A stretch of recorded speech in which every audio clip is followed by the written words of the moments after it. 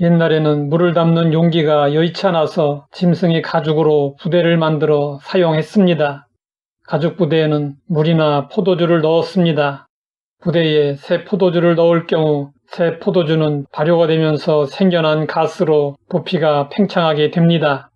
그러면 가죽으로 만든 부대가 늘어나고 발효되는 포도주로 인해 상당한 압력을 받게 됩니다. 오래된 부대들은 신축성이 떨어지고 단단하게 굳어 있어서 새 포도주의 발효를 감당하지 못하고 터져 버립니다. 그러나 새 부대는 신축성이 있어서 새 포도주의 발효를 감당할 수 있습니다. 그러므로 새 포도주는 반드시 새 부대에 담아야 합니다. 그래야 둘 다 보존할 수 있습니다. 이에 대해 예수님은 말씀하셨습니다. 새 포도주를 낡은 가죽 부대에 넣는 자가 없나니 만일 그렇게 하면 새 포도주가 부대를 터뜨려 포도주와 부대를 버리게 되리라. 오직 새 포도주는 새 부대에 넣느니라. 예수님은 자신이 선포하는 복음을 새 포도주로 율법을 낡은 부대로 비유하셨습니다. 유대인 율법주의자들은 새 포도주와 같은 예수님의 말씀을 낡은 부대와 같은 전통에 담으려 했습니다. 그러나 감당이 되지 않았습니다. 성경은 말씀하고 있습니다. 율법은 장차 올 좋은 일의 그림자일 뿐이요 참 형상이 아니므로 구약의 율법은 모형과 그림자이고 그 실체는 예수님이십니다. 그런데 유대인들은 모형의 실체인 예수님이 오셨지만 받아들이지 않았습니다. 결국에 유대인들은 예수님이 전통과 관습을 깨뜨린다고 이단시하여 십자가에 못 박았습니다. 예수님은 부활하신 후에 제자들을 만나 그림자와 실체를 분명하게 가르쳐 주셨습니다. 내가 너희와 함께 있을 때에 너희에게 말한 바 곧 모세의 율법과 선지자의 글과 시편에 나를 가리켜 기록된 모든 것이 이루어져야 하리라 한 말이 이것이라. 그러나 제자들은 여전히 유대인의 전통에서 벗어나지 못했습니다. 모세의 율법에 기초한 구약은 유대인 한 민족에게 관계된 것입니다. 하지만 예수님의 복음에 기초한 신약은 모든 민족에게 관계된 것입니다. 따라서 제자들이 율법에 매이고 왜곡된 선민주의를 극복하지 못하면 세계 복음화는 불가능했습니다. 예수님은 제자들에게 예루살렘과 온 유다와 사마리아와 땅끝까지 이르러 복음을 전하라고 명령하셨습니다. 그러나 제자들은 예루살렘을 떠나지 못하고 유대주의 울타리를 벗어나지 못했습니다. 이에 하나님은 베드로에게 부정한 짐승들이 담긴 보자기 환상을 보여주셨습니다. 하나님은 베드로에게 율법에서 그 많은 짐승들을 잡아 먹으라고 명령하셨습니다. 그러자 베드로가 난감해하며 대답했습니다. 주여, 그럴 수 없나이다. 속되고 깨끗하지 아니한 것을 내가 결코 먹지 아니하였나이다. 하나님은 다시 말씀하셨습니다. 하나님께서 깨끗하게 하신 것을 내가 속되다 하지 말라. 이후에 베드로는 유대교 전통에서 벗어나 이방인 고넬료의 집을 방문하여 그들의 가족들과 함께 예배를 드렸습니다.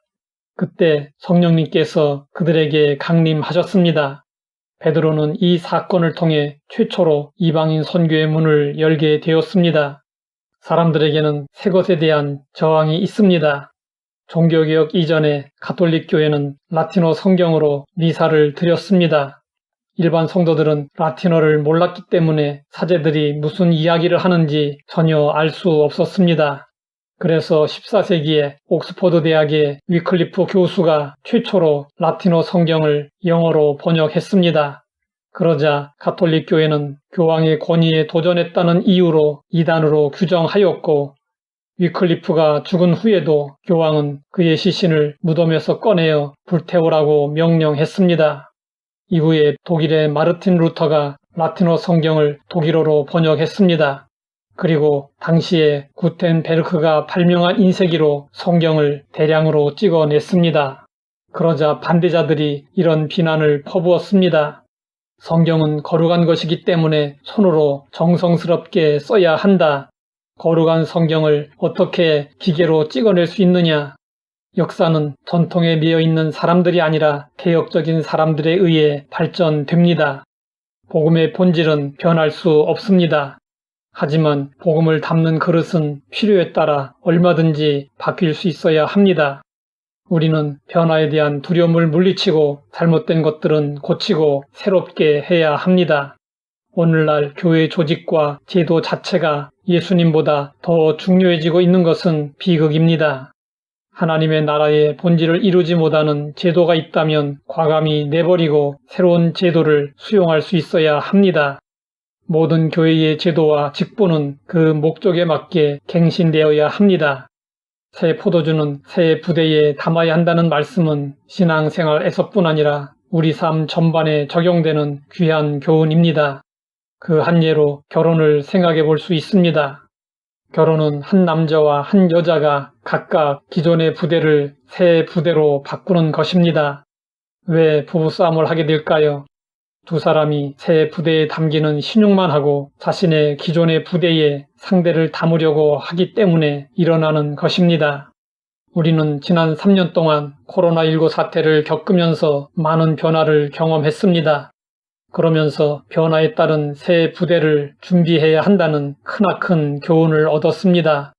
우리는 시대와 상황에 따라서 좀 더 유연해질 수 있어야 합니다. 옛것과 낡은 방식에 집착하지 말고 더 많은 사람이 주님을 만날 수 있도록 새로운 길을 만들어가야 합니다. 하나님 아버지, 우리 삶과 신앙생활에 변화가 필요함을 알게 하시니 감사합니다. 익숙한 것을 버리고 새 길을 찾아 도전할 수 있게 하옵소서. 예수님의 이름으로 기도드립니다.